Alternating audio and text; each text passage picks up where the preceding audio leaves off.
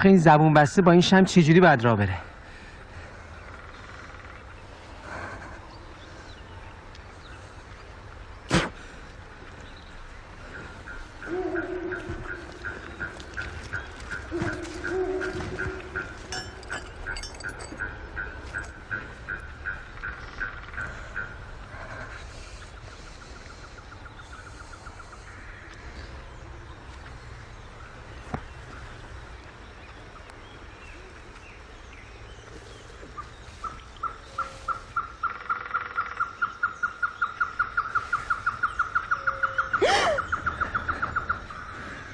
چی میخوای؟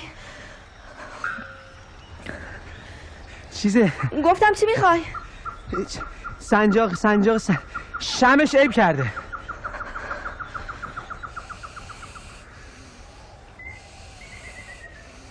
دیوونه. خب حرف بزن.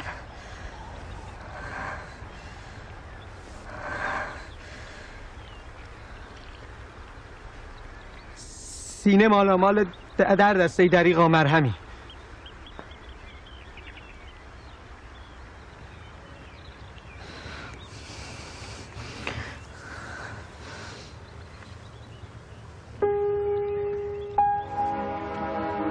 مال حافظه.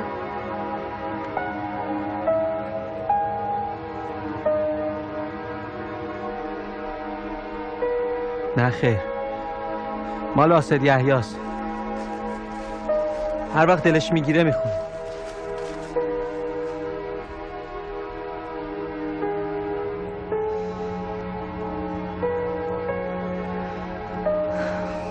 منم هر وقت دلم میگیره یه شعره که میخونه.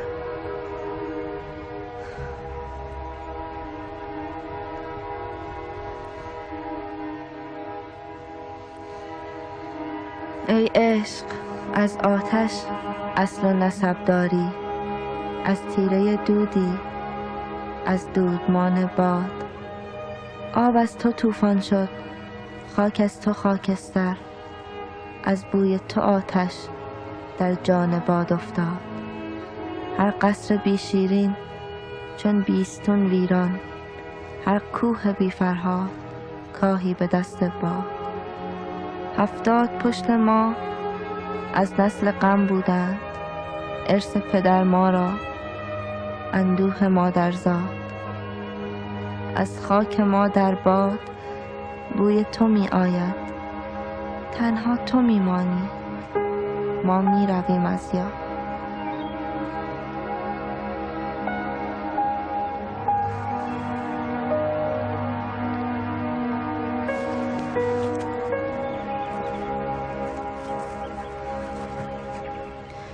منظوری نداشتم.